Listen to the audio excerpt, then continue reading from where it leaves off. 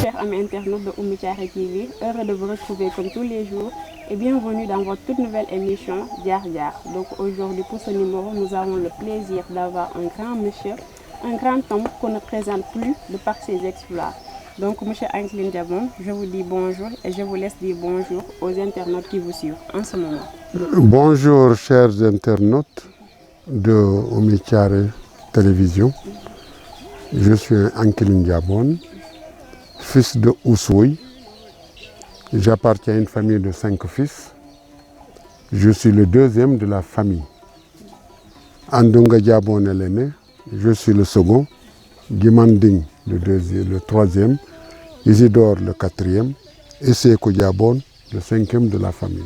Mon père s'appelle Antay Diabon et ma mère Bayo Diata, originaire du village de Kahinder. Monsieur Diabon, aujourd'hui, si je vous demandais qui est réellement monsieur Anceline Diabon, que pouvez-vous me dire? Si je dois me résumer comme tel, je suis international de judo, ceinture noire 6e dan, et aujourd'hui, je suis 6 fois champion d'Afrique de judo, 11 fois champion du Sénégal, dont 7 fois consécutives. J'ai pris part à 3 Jeux olympiques, 1980 à Moscou, 1988 à Séoul, en Corée du Sud, 1992 à Barcelone en tant qu'entraîneur de l'équipe nationale du Sénégal. J'ai pris part à plusieurs tournois internationaux à travers le monde. Et aujourd'hui, je suis à la retraite, tranquillement, chez moi, à Samsam, le plus beau village que j'aime de par le monde entier. Voilà. Monsieur Anceline Diabon, aujourd'hui, si je vous demandais qu'est-ce qui vous a poussé à être judoka? C'est un hasard. Moi, j'entre au centre, au SNEPS, le Centre national d'éducation physique de Thiès, pour me préparer à être professeur de sport. Et dès les premiers cours de judo, parce que le judo était enseigné là-bas, après la séance, mon professeur de judo qui s'appelait Harlem m'a dit: Monsieur Diabon, je crois que vous avez beaucoup d'atouts pour être un grand champion. Il faut vous inscrire dans le club de Thiès, dirigé par Maître Madani Diahate, et vous allez vous perfectionner parce que je vois en vous un grand champion. Moi, pour l'instant, mon père ne m'a pas enseigné le judo, ni ma mère. À Oussouye, personne ne sait ce que c'est que le judo. Donc c'est à Thiès que j'ai découvert ce qu'est le judo. Et donc, j'ai suivi ses conseils et l'ami avec lequel on a partagé la même chambre, il s'appelle Alioune Gueye, il est de Saint-Louis. Il m'a dit: Diabon, tu peux faire une grande carrière sportive. Maintenant, tous les lundis, les mercredis et les vendredis, on va aller s'entraîner. On s'entraîne effectivement. Bon, 3 mois après, il y a eu une compétition à Dakar. On me sélectionne pour aller compétir et je gagne le tournoi dans ma catégorie. Et à mon retour à Thiès, le directeur du SNEPS a organisé une réception pour me féliciter de l'exploit que j'ai fait. 3 mois de judo, enfin bref, on m'a fait un bel accueil et j'ai été content et j'ai été motivé à poursuivre le judo. Et quand j'ai fini ma formation en juillet 1977, je reviens à Dakar, j'ai été conseillé d'aller m'inscrire dans le club qu'on appelait le Dojo Momardien, dirigé par Maître Amara Dabo, et c'est là où véritablement j'ai démarré ma carrière. Donc, de 1977 à nos jours, je suis ce que je viens de vous dire. J'ai fini ma carrière sportive résumée en 2 choses. 6 fois champion d'Afrique, 11 fois champion du Sénégal, dont 7 fois consécutives. Maintenant, les autres petits tournois d'ici et là, c'est pas ce que je peux énumérer ici, ça va durer jusqu'à demain. Mais Aujourd'hui, j'ai reçu la récompense du Lion d'Or de judo. C'était en quelle année? En 2023, je crois. Il y a des dates qui sont très nombreuses dans ma tête. Et l'année dernière, 2 ans, j'ai reçu encore un prix du meilleur judoka africain. Donc voilà, on peut résumer ma carrière de sportif. Et aujourd'hui, on estime, ou on pense, qu'Ankily Ndiabone est le meilleur judoka du Sénégal et d'Afrique. Comment avez-vous vécu ce succès? Moi, c'était un amusement. Hein. Moi, je m'amusais. Je gagnais, je m'amusais, j'étais content. C'est tout. Je n'ai pas fait du judo une carrière pour toute ma vie. C'était ma récréation. Voilà. C'est tout. Donc, si on comprend bien, M. Ndiabone n'était pas une star comme le faisaient d'autres. Moi, je suis le petit villageois. Non, vous voyez bien, je suis le petit paysan, fils d'Antaï Ndiabone et de Bayo Ndiabone. Je vais à la pêche avec mon frère, mes neveux et tout. Je ne vis pas ça comme une... je ne sais pas comment vous pouvez appeler. Non, moi, je vis ma vie de Diola. Je viens de la France après 26 ans de vie, mais malgré les pays que j'ai visités, le Canada, les États-Unis, la Russie, la Corée du Sud, l'Allemagne, l'Italie, tous les pays d'Europe, je suis allé là-bas. Mais il n'y a pas un endroit où je puisse être plus heureux que là, ici, à Samsam, où j'ai grandi avec mon père, ma mère et mes frères. Il n'y a pas un endroit au monde qui me plaise autant qu'à Samsam. Il n'y a pas d'immeuble, il n'y a pas de restaurant, il n'y a rien du tout, il n'y a que la nature. Mais c'est là où j'ai choisi de venir terminer ma vie. D'accord. Après tout cela, est-ce qu'il y a eu vraiment un accompagnement de la part des autorités? Accompagnement. Un jour, on nous convoque après mon retour. Après les championnats d'Afrique organisés en 1983 à Dakar. C'était le ministre, comment il s'appelait?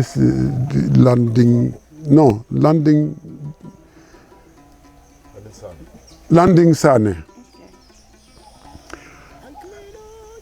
En cette année-là, je venais de remporter pour la 2e fois consécutive le titre de champion d'Afrique. Et le titre de champion d'Afrique par équipe pour le Sénégal. On nous convoque au ministère de la Jeunesse et des Sports, le ministre. Et on arrive, il vient, on est assis et on nous donne une statue du lion. Une statuette fabriquée par les ouvriers, je ne sais pas, là-bas, là. Et on nous a distribué, voici votre récompense. Et reçu une récompense de la part de l'État sénégalais. Jamais. Vous n'êtes pas aussi allé le voir non plus. Mais moi, mon père m'a interdit de demander quoi que ce soit. Ne demande jamais, donnez-moi ça, donnez-moi ça. Tu as travaillé pour quelqu'un, il est content, il te donne ce qu'il pense pouvoir partager avec toi. Voilà pourquoi, en fin de carrière, je ne demanderai jamais à quiconque. Par contre, il y a 2 semaines, 3 semaines de cela, lorsque la ministre de la Jeunesse et des Sports est venue pour le Humabel royal, j'ai demandé au roi de pouvoir m'adresser à cette autorité-là. Et voici ce que j'ai dit. Des jeunes du département de Souy se sont inspirés d'Ankily Ndiabone. Et voilà comment Adama Diatta de Cabrousse est 9 fois championne d'Afrique de lutte. Isabelle Sambou de Moulomp est 8 fois championne d'Afrique de lutte féminine. Anta Sambou est 7 fois championne d'Afrique de lutte. Evelyne Assine de Sengalen est championne d'Afrique de lutte. Et Evelyne Assine de Oukout champion d'Afrique. Damas est champion d'Afrique d'Oussouye. Son grand frère, Malala, est champion d'Afrique. Tous ces jeunes d'Oussouye ont donné au Sénégal plus de 50 titres de champion d'Afrique. Mais personne, je dis bien personne de nous n'a reçu ce que l'État sénégalais offre aux footballeurs champions d'Afrique. Un titre de champion d'Afrique est un titre de champion d'Afrique. Mais pourquoi nous, champions d'Afrique sénégalais, originaires de Oussouye, on n'a pas cette reconnaissance de la part de l'État? Jusqu'au moment où je vous parle. Donc, je l'ai interpellé pour que, on rende justice au fils du département de ce champion d'Afrique, mais surtout construire au niveau du département d'Oussouye une institution sportive dans laquelle on enseignera la lutte, filles et garçons, et le judo. Parce que Oussouye est un département de champions, et le creuset de champions. Et je défie quiconque. Dites-moi quel est le département du Sénégal qui a réuni plus de champions d'Afrique qu'à Oussouye? Il n'y en a pas. C'est seulement à Oussouye. Alors pourquoi ne pas construire à Oussouye une académie sportive dans laquelle on enseignerait le judo et la lutte? La question est posée. Moi, je réclame cela pour le département d'Oussouye, des champions d'Oussouye, et je réclame que les champions fils d'Oussouye puissent être reconnus comme tels. D'accord. Et qu'est-ce qui explique le fait que M. Anglin Diamant était en exil en Europe? Ça, c'est un douloureux problème personnel. Ça a beaucoup troublé ma vie d'homme et ma vie de champion. Un jour, j'ai été arrêté par l'armée sénégalaise au pont de Niambalang, battu, torturé, attaché comme un porc, tiré vers le soleil. Et le jeune qui s'amusait à me torturer m'a dit, c'est ici où on tue les Casamanciens. Tu as vu là-bas, là, c'est là-bas on les enterre. À 18h, quand on va arrêter la circulation entre Ziguinchor et Oussouye, on va te donner une pelle, tu vas aller creuser ta tombe, on te fera asseoir là-dedans, pang, et tu es mort. Il s'amusait, il m'a dit c'est comme ça, tout ça c'est des tombes de Casamanciens. Bien. Là-bas où on m'a attaché, comme un porc, les mains, tout ça, j'ai des traces. Cette trace-là fait partie de ça. Alors j'ai vu, je crois que c'est le dernier taxi qui passait pour Oussouye. La personne que j'ai connue a vu que j'étais en danger. Je lui ai fait des signes et il a compris qu'effectivement j'étais en danger. Parce que j'ai levé mes mains, il a vu que j'étais attaché, l'épée, il a vu. Et je lui ai donné un message. Va dire au préfet que je suis là, que si je meurs, il en est responsable parce que c'est l'armée. Bien. Après, on a dépêché le taxi, il est parti, effectivement, il a fait la commission. Et il est allé voir le préfet pour lui dire attention, un problème en Kilindiabon est arrêté au pont de Niambalang. C'était en quelle année? En 98. Oui, 98, Donc, l'information est passée chez le préfet. Il appelle la compagnie qui était au camp de Niambalang. Et aussi, il a alerté mes amis de la RADDHO, parce que j'étais le secrétaire général régional de la RADDHO, la rencontre africaine pour la défense des droits de l'homme, et j'ai beaucoup travaillé en collaboration avec Amnesty International. Donc quand cela est arrivé à Dakar, il y a eu, je ne sais pas ce qui s'est passé, Mais on est venu me dire, tu as la chance. On m'a détaché et je suis parti.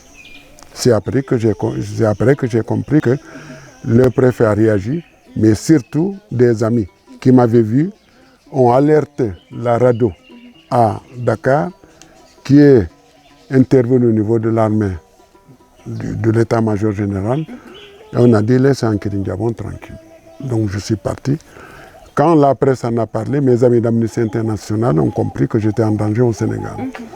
Et c'est eux qui m'ont dit nous allons te faire quitter le Sénégal parce qu'on ne veut pas te perdre. Et voilà comment Amnesty International m'a donné l'invitation d'aller en France. Et une fois arrivé là-bas, on m'a dit, tu ne retournes plus au Sénégal, on n'a pas envie de te perdre. Tu vas demander le statut de réfugié politique et tu l'auras. Et voilà comment j'ai effectivement fait. Et j'avais droit à un regroupement familial. Et voilà comment ma femme et mes enfants de moins de 18 ans m'ont rejoint en France, d'où je vis depuis maintenant 26 ans. Mais je n'en vois personne. Chaque homme a son destin. Hein. Moi, quand je vois comment le président Diomaye Faye est devenu président avec Ousmane Sonko, Premier ministre, je dis c'est la destinée d'un homme. Là où tu dois passer, personne ne peut t'empêcher de passer par là. Comment vous pouvez comprendre un homme politique comme Diomaye Faye et Ousmane Sonko, on les libère, 10 jours après, il y a des élections nationales, l'un devient président, l'autre Premier ministre. C'est leur vie. Moi, en Ankeli Ndiabon, c'est comme ça. Moi, mon père ne m'a pas enseigné le judo, ni ma mère. Mais je suis devenu aujourd'hui, sans me vanter, l'Africain le plus titré en judo et le Sénégalais le plus titré en judo. Pourquoi? Parce que le bon Dieu, j'ai suivi ma ligne que le bon Dieu m'a tracée. Mais après ceci, vous n'avez pas cherché aussi à savoir le pourquoi ils vous ont maltraité? On me reproche d'être en contact avec Amnesty International pour leur donner des informations suite aux violations des droits de l'homme en Casamance, en tant que secrétaire régional de la RADDHO. Nous faisions des enquêtes dans les villages pour voir les violations des droits de l'homme au niveau des personnes. À l'époque, une famille violée par un militaire, tu ne portes pas plainte. Parce que c'est normal. Je connais des atrocités. Des gens à qui on a volé leur troupeau, leur ceci, leur cela. Et nous étions chargés de faire connaître à l'opinion nationale et internationale ce qui se passe en Casamance. Et j'ai été le secrétaire régional de la RADDHO à Ziguinchor. Et c'est pour cela que j'ai été arrêté, battu, torturé. Il restait 1 heure pour être exécuté. J'avais 1 heure de vie. S'il n'y avait pas cette intervention, Ankeli Ndiabon, on l'aurait enterré depuis plus de 20 ans. Voilà. Monsieur Diamane, est-ce qu'il vous est une fois arrivé quand même à avoir des regrets de par votre parcours professionnel? Non, je ne regrette rien. Moi, j'ai vécu mon parcours, il est là, il appartiendra demain à mes enfants et à la famille Diabon. Je ne regrette rien du tout. Je n'en veux pas à l'État de ne m'avoir pas donné 50 millions que l'on donne aux champions d'Afrique footballeurs, à 2 terrains, à 2 voitures. Non, non, non, je regrette. Moi, je vis tranquillement ici ma vie à Samsam auprès de mes frères et auprès de mes neveux. Maintenant, injustice, c'est par rapport à qui? Moi, comme je l'ai dit, j'ai eu mon destin et je le vis. Je n'en veux à personne. Je n'en veux à personne. C'est le chemin par lequel je dois passer. Ousmane Sonko, tout le monde a vu toute l'armada de l'État sénégalais contre lui. Mais il est devenu Premier ministre. Diomaye Faye. C'est la même chose. Chacun a son parcours. Moi, j'assume pleinement ce que je suis. Et je n'en veux à personne. la seule chose que je demande à l'État sénégalais, que l'on reconnaisse les fils et les filles du département d'Oussouye, champions et championnes d'Afrique, qu'on les récompense comme il se doit. Ma deuxième demande, c'est que l'État sénégalais construise dans le département de Oussouye une académie où l'on doit enseigner le judo, la lutte, les sportifs, les disciplines. Parce que Oussouye est un terreau de champions. Oussouye, c'est le berceau du sport national. Il n'y a pas un département du Sénégal qui compte plus de champions d'Afrique que le département d'Oussouye. Il n'y en a pas. Donc, c'est la demande que je formule. Un, que l'on récompense les fils et les filles d'Oussouye champions d'Afrique et qu'on construise dans Oussouye un centre d'entraînement pour la lutte, le judo et les autres sports. C'est ce que je formule comme doléance à l'État sénégalais. Et je crois fermement, je suis convaincu que le balai, les Casamassés ont donné à Diomaye Faye pour balayer le Sénégal, qu'il soit propre, que ce balai balaie ce qui est sale. Mais surtout, comment on appelle, restaurer, récompenser, réparer tous ceux qui ont eu à souffrir du précédent gouvernement de Macky Sall. Voilà. Je remercie l'équipe qui est venue à Samsam, où je vis mes derniers jours. Merci d'être venu, et à Madame Thiaré, avec laquelle on a eu à communiquer. Et merci également pour le cadeau. Je ne sais pas si c'est permis, mais c'est pour la dire que j'ai reçu le cadeau qu'il m'a envoyé. Désormais, je n'ai plus besoin d'aller à Elenkin brancher là-bas mon téléphone parce qu'ici on n'a pas de courant. Merci beaucoup pour ce cadeau de la part de Oumou Thiaré. Voilà donc, chers amis internautes, c'est la fin de cette émission. Merci également à notre cher réalisateur, M. Ayoun Badara. Et merci également à mon technicien. Je vous donne rendez-vous très prochainement dans d'autres émissions. Merci beaucoup.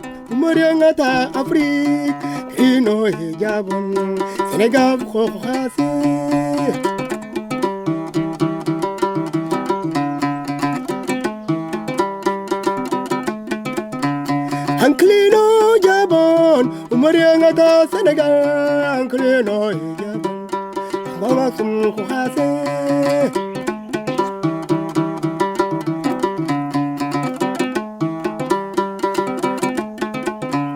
Anklino Jabon, Umariangata Afrika, Anklino Jabon, Kazama Sumikuhase.